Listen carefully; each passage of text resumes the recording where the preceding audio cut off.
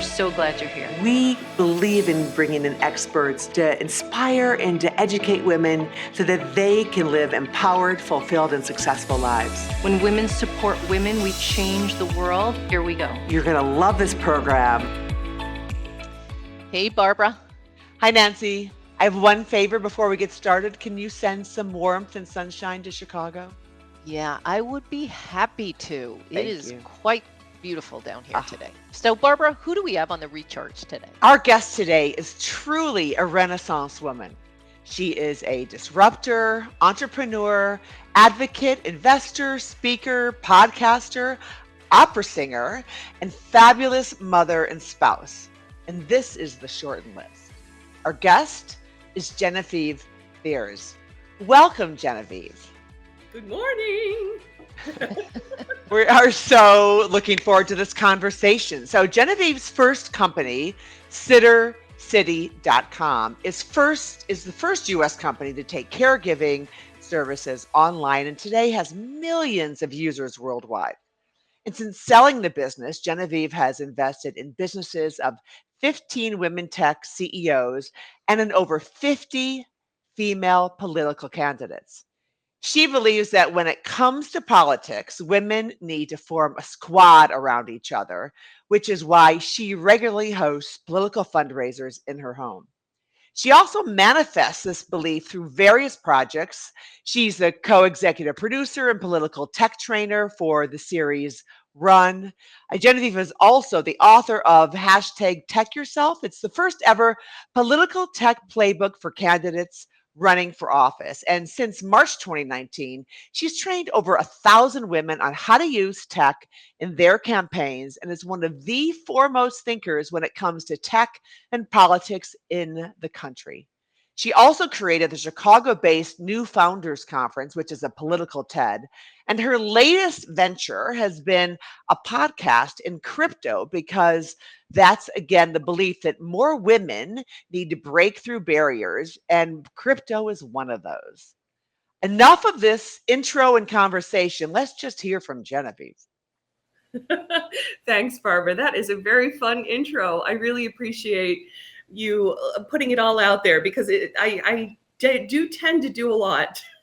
You do, which, you've been this incredibly successful entrepreneur. And we know that it has not been an easy journey, both as a woman entrepreneur, but also in the tech space. So can you share some of the tough lessons and bright moments along the way? Oh, sure. I mean, I actually, I started out training in music. I was a singer through high school. And, but also, that was my training. So I was as surprised as anyone else to become an entrepreneur, to find out I was an entrepreneur. So yeah, I ended up building Sitter City out of Boston College. It was just a very natural kind of extension of what I was doing there. I was sitting for so many families. It just seemed natural, to make a sort of, I don't know, like a Match.com-y, kind of environment to connect people. And, I was building Sitter City in the middle of the .com crash. So it also was perfect timing. I was able to grow this beautiful thing like a garden, so when Sitter City went national, I started realizing, I think maybe I'm an entrepreneur, but it took like a while, because for me, it just felt like I was just growing these gardens of moms and sitters, like city by city around the US. And I mean, it was great. It was fun. It was, I wasn't really thinking at that point about CPA or a ARPU or anything like that. And I had to kind of teach myself to move into those layers later. Wow. So that's interesting. I mean, I think from our, conversation earlier this week, one of the things that I realized, Genevieve, about you is that you have so many broad talents and all these possibilities in kind of swirling around in your mind. How do you kind of decide what's next for you? I'm not sure I decide, which I think is part of my charm. Not charm. My husband's like, what are you doing? But I sort of just see what the world wants next. I am devoted to women, and women achieving parity in my lifetime, which hopefully will be a nice long lifetime, but you never know. And, I realized this at a very early age. I was that girl that would go out in the back and my brother, would be like hurling baseballs around and I would be, running around with the bat, like we would beat each other up because he'd be like, boys are better. I'd be like, no, it's girls, So like, I was always devoted to that. I didn't really kind of settle into it until like 10 years after college, but that is what I stand for. That is who I am. I want to see women get to parity. And we have a long way to go. And so everything I do is sort of defined by that. Sitter City was a revolution, really. I mean, like we were looking at moms paying $2,000 to, use a nanny agency. And I thought, oh my gosh, this should be $40. You should be doing the screening yourself. That was a revolution in terms of politics, in 2016, when everything went down then. I could not help it. I hurled myself into the fray. And yes, I built sort of a political TED where we were, bringing together amazing thinkers from all over the country. But I would say that there was a big focus on BIPOC creators and on women, because the voices that haven't been heard are some of the most powerful voices in the country. I regularly give money to, Sherry Bustos, Lauren Underwood, Lucy McBath,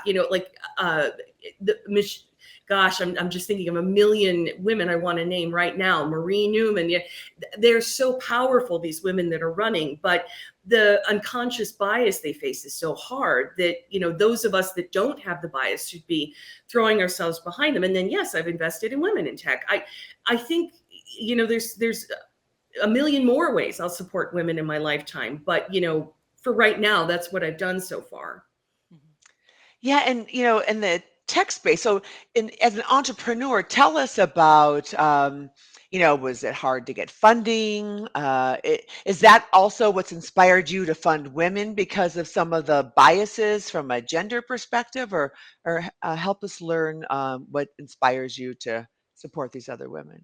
Yeah, I was speaking to a friend about this yesterday, and it is just so hard for women in tech. And actually, if anything, we have recently taken a step backwards because of the pandemic. So many of us had to go home and just keep everything running, that we've actually taken a step backwards. So my own journey was, with Sitter City. The very first thing I heard when I started talking to investors was, this is a babysitters club. My wife handles this. I remember thinking, get her in here though, because like you're going to miss a great big opportunity. So then I had to fight, for years and years, to get Sitter City up and moving just on seed funding because I couldn't get a Series A. Then, of course, in 2006, it was like a spotlight shown on the industry. By that point, I was regularly on the Today Show, and, we were on The View, we were on Ellen. We just had done such a good job. We were everywhere. And then, of course, all the VCs wanted to copy it. But, it took me so much to just get past those filters and show them this was $1 billion industry.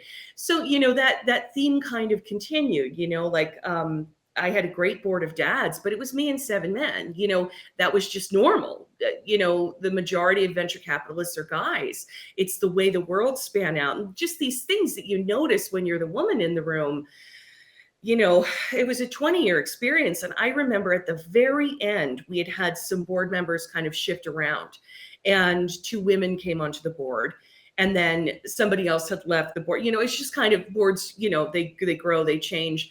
And there was one magical meeting 20 years in at the very end where it was all women. We kind of looked at each other and we were like, oh, this is what it's like. It was wild. We were talking about, I don't know, childbirth and, like something else. And then we thought, we didn't even think about it for 2 seconds.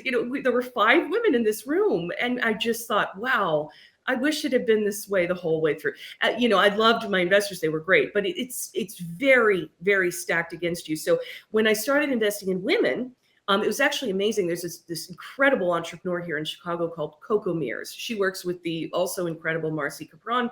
They built Equilibria Women. And, Coco came to me and she said, look, we all know we're having trouble, right? Coco's gorgeous. She looks like a model. So she would walk in and she would pitch for VC. and she would walk out and they would just talk about how pretty she was. Like, that was it. And then they wouldn't invest. They would just walk away, right? And it was one of those things where, Coco had called me. She's like, Jen, let's just fund each other for the seed round so we can just grow. And then let's find a network of women VCs so we can just sail on into that. And we did. So I did her seed round. Hopefully she'll, help me with seed rounds in the future. Amanda Lannard's part of the group. But we all just kind of got together and we were like, let's just blast each other through these opening checkpoints so that we can at least grow. And then whatever we face later, because we're going to face stuff, around the Series A and B, at least we can have a drink about it because it's not going to be pretty. But we've gotten through the first phase without having to hide our pregnant bellies, to deal with the condescension, to handle the mansplaining. It's just so inherent in tech. It's hard to imagine it not being there at this point for me. Right. Well, I mean, certainly knowing, right, the paltry percentage of funding that goes to women entrepreneurs, it's beyond tech too. I mean, I know a lot of the big tech dollars, the dollars in the in venture go to tech, but do you take a seat on the boards? Are you trying to influence? How are you trying to influence change so that we can't just work around the men? I want more women to benefit, but how do we wake the world up to this? Well, I will say I'm really lucky too. And most of the guys I've met have been allies as well. So I think everybody's trying. It's not anybody's fault. We're in the situation we're in. It's societal conditioning hundreds of years. So, I just do whatever the female entrepreneur needs of me. She needs me to put in money and walk away. I put in money and walk away. She needs me on the board to support her. I get on the board and I support her.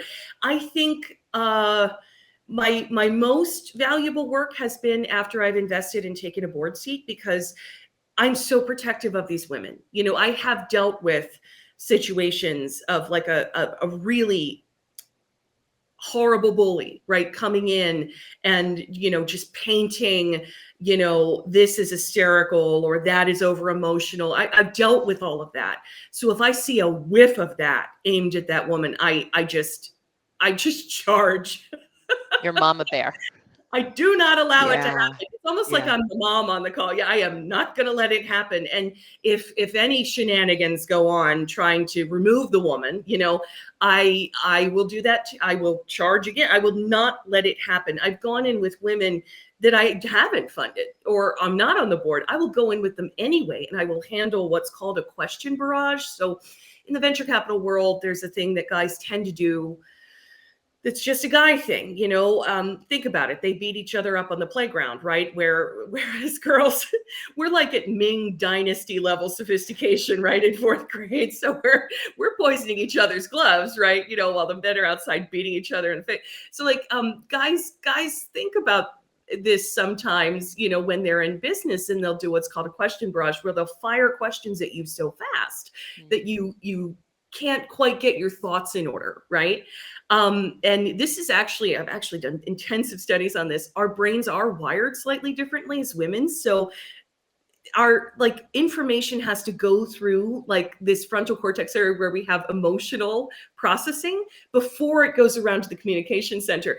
Men don't deal with that. So actually the question barrage is quite crippling for women, because we have to focus more to push the question through to the answer sometimes. And so I'll go in and handle the question barrage because I don't feel anything, just anger. So I will fire off the answers so fast that, they don't have to deal with the processing stuff. And I only have seen a few guys do the question barrage. It's really funny. You see them set up to do it. They kind of get this posture and they come at you. And I've dealt with all of this so much.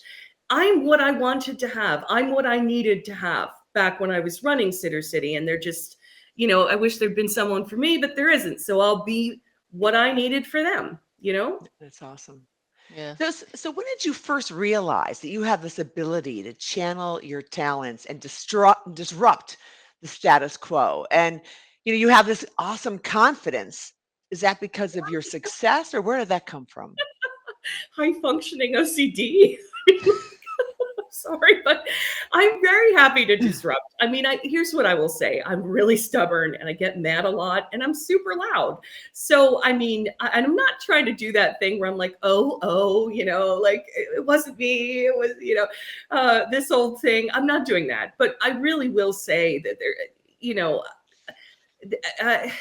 I don't think it's any particular levels of intelligence or of magic. I think that I know who I am. I know that I stand for women. I know that at this point, after having twins as well and dealing with all of that, I take no crap. And so I'm using that strength. It's strength, I'm using that strength, that ability to not care anymore what anyone thinks of me. And I'm kind of charging forwards even more into supporting women, be it in politics or be it in tech or even in this crypto podcast. I'm doing a crypto podcast that women can listen to in the car, and it's hysterical. It's so janky. Like the microwave alarm goes off in the middle. My twins are screaming in the background, but I just record the thing. I'm like, here's what you need to know. And I try to mix it as best I can. I feel like women are left out of everything. And I will do everything I can to stop that, because everything is better when we're in it. Everything. Amen to that. Yeah. Yeah. Genevieve, you've said that that women have a fault line, and when you press that, maybe that explodes into meaningful anger that can compel change. Is that fault line of yours one of your challenges, and what would you consider some of your biggest challenges? Well, it used to be. So I'm really glad you brought this up, because I like to talk about this because we don't think about it. So if I looked back at Sitter City and I looked back at what I would love to do again, first of all, I'm really proud. It was a really great thing. And, I think we achieved wonderful stuff, but I was too nice. I wanted everyone to like me. I was scared of the B word, and I wasn't able to necessarily defend myself in some situations that I would have wanted to. I think I was being honest with myself the whole way through, but you also have to be equipped to deal with the craziest stuff when your company is actually succeeding. That's when you're most at danger, because people will want to take it from you to do all the things they want to do with it. So I think women are built with fault lines. Like, I had to examine in myself, why did I want everyone to like me so much? Why was I so desperate to be friends with them, to get their approval? It harmed me, right? There were people I should have fired, I didn't fire, situations where I became protective of women, where, and like, they would stay in a role where they weren't, necessarily suited to. And I believe we're conditioned in America. We're built with fault lines. So this is actually related to Michelangelo and sculpture. Every sculpture that Michelangelo would take out of a rock, first of all, he'd say the sculpture was in there. He's just letting it free, right? But he would also point out that after the sculpture was made, that in every sculpture there was one place you could tap where the sculpture would shatter, and that was because of the fault lines in the rock. And I believe women were built, because we're raised with this culture of shame, with this responsibility, right, for being the child bearers. We're raised with fault lines. It's tied as well into the anger that the U.S. feels at women even daring to work, daring to make a salary, daring to charge you for like watching their kids. Like, this is all still rather revolutionary when it comes to like women like demanding their own. So the fact that we're built with fault lines means we can shatter if somebody knows where to press. And in my case, somebody figured out where to press, and I shattered. I had my kids, and I'm proud to say I can handle a lot, but I had postpartum depression for a year. It was utterly crippling. And I shattered during that time because of everything that came before the twins. And I had to, piece by piece, drag myself back together. And now I don't think I have any fault lines. I am pure titanium. But what I want to say to women is that you will shatter at some point. You will not think that you can get back up. I guess if you're a high functioning, OCD driven maniac like me, I suppose I'm speaking to you. you will shatter, because everything you've been built with will come to a head, and someone's going to figure out how to manipulate it. And the key thing there is to hold on, because nothing ever stays the same. Stuff is changing nonstop, and you will piece yourself back together and you'll come out titanium. But like you have to hold on, because that was the hardest period in my life, and I didn't think I was going to make it sometimes. And I crawled on through. And here I am, loudly singing at you on this podcast, teaching women about crypto and singing, Goodman and Lyric. I mean, we are always reinventing ourselves.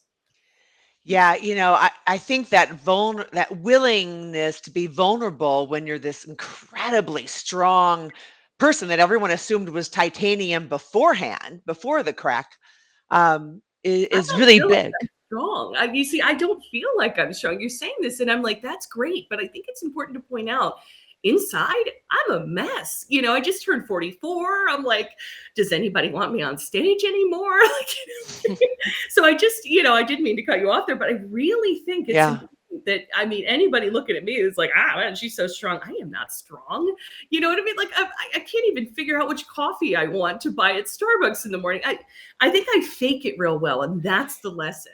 Yeah, welcome to the club on that one. Yeah. Well, and I think you're even underscoring why it's so important that women stick together and support each other, right? Because we get each other, and we know we're so capable of so much. And when we lift each other up, we all win so much bigger, right? Yes. We are conditioned to think that there's one seat at the table, and there has traditionally been one seat at the table. That's changing. And we need to just lean into that change and take it. It's ours. There should be 5 women at the table. And actually, for everything we've gone through as women, we're all still white. BIPOC women and creators, oh my God, the struggle they have been through. I realized a while ago, like, again, I am one of those people that came out of the womb wanting to run for president, right? I realized a while ago that I probably never will. I'll probably be standing there crying as Stacey Abrams becomes president. And that's awesome. I flew out to New York to see Kamala when she emerged, and started running. I think it's important that we form squads around each other. This is what Run the Series is about. We have to start doing the opposite of what we were conditioned to do, which is judge, fight, claw at each other, for X or Y or Z role. We have to form squads around each other and push, like catapult each other, over the goals, and then trust that woman will turn around and drag other women behind her. Right. I've only met a few women in my life that don't support other women, and there's a special place in hell for them. But most women I know understand this and are naturally trying to do it. Yeah. And obviously, reminds all of us of Secretary Albright this week. But I think the other thing that I think about from your remarks, Genevieve, is that, deep down, I think there's something in our DNA that women are so much stronger than they will ever know. And I think we've witnessed that, kind of in the last 2 years. But you've got my vote, so. Well, I'm not running. Let's go put Stacey Abrams in. But like, we are stronger than we think. We are so strong because of what we have been put through. But what we have been put through leads us to present sometimes, or at least in my case, to present as weak. So I was that girl that was like putting all the exclamation points and smileys in my emails. I said sorry so many times, it was practically my nickname. I had to learn, actually, after I left Sitter City. I had my twins.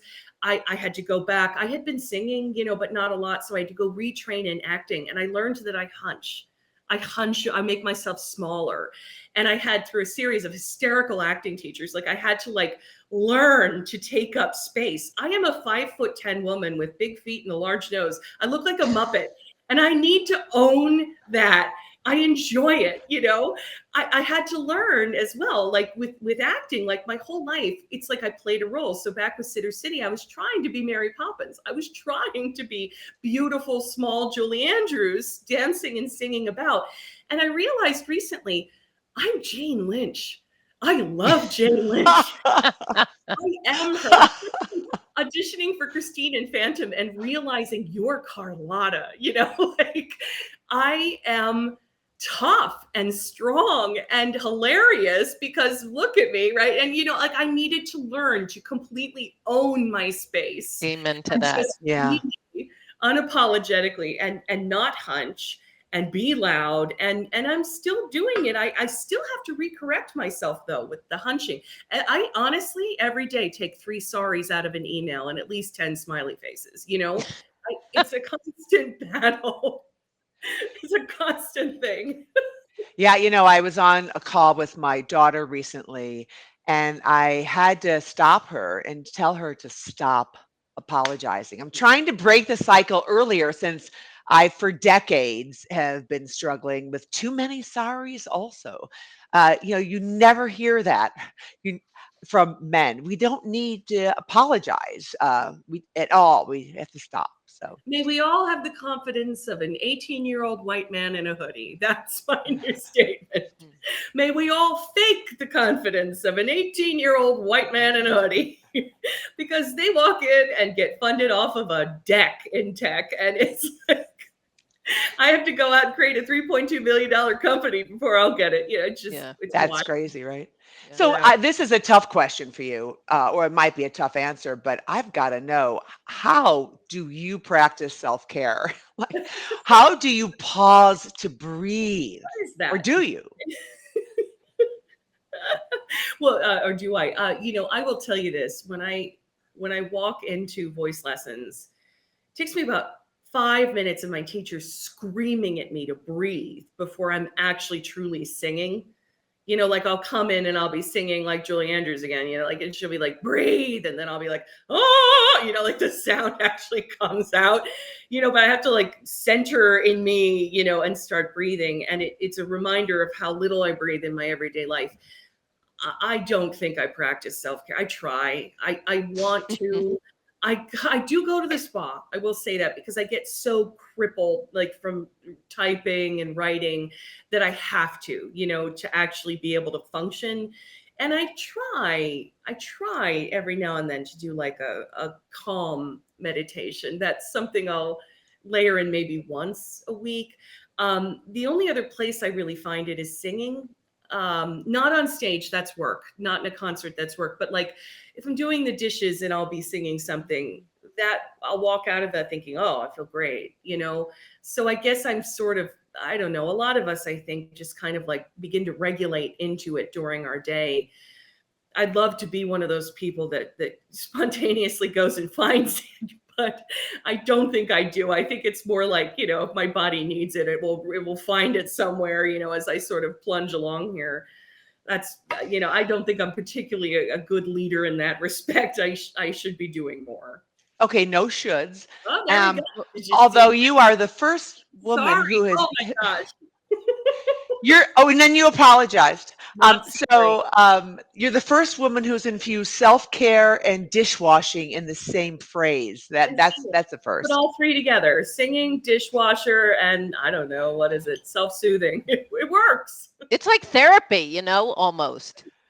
Yeah, it is. And you know, I feel like I'm getting something done. You know, I mean, There you as go. women, I don't like the fact that we are valued based on what we are to everyone else. I have to say, like, this is part of that fault line argument, but like we're valued based on how good of a wife we are, how good of a mother we are, how good of a caretaker to the elderly that we are. And we're kind of let out of that when we're younger, right? Because we have the potential to be these things. But then, like, when we don't fulfill that, let's say we don't have kids, the levels of shame that are levered at us, like the shaming that goes on to tell us we should be having kids, then the shaming that goes on when we don't, then the shaming if we dare to stand up for ourselves and not give everything in a marriage, you know, like I just don't like it. And I think that, I won't see us get to parity maybe in my lifetime, but if we could just get rid of this fact, this idea that a woman is only what she gives to someone else, maybe that's all I can hope for. I don't know. I hate it. Yeah, Because that's I am great. valuable. I am valuable here at 44. I am valuable. But society wants us to disappear after 41. We're supposed to put ourselves on a shelf. Yeah. As a woman that was 32, I was playing on stage women that were 40, 50, and 60. You know what I mean? Like I would, what is going on there? Why are we discarded? When we're older, we have finally figured it out and we're titanium. We could rule everything. That's why we're discarded, because we actually get tougher. And, I don't know.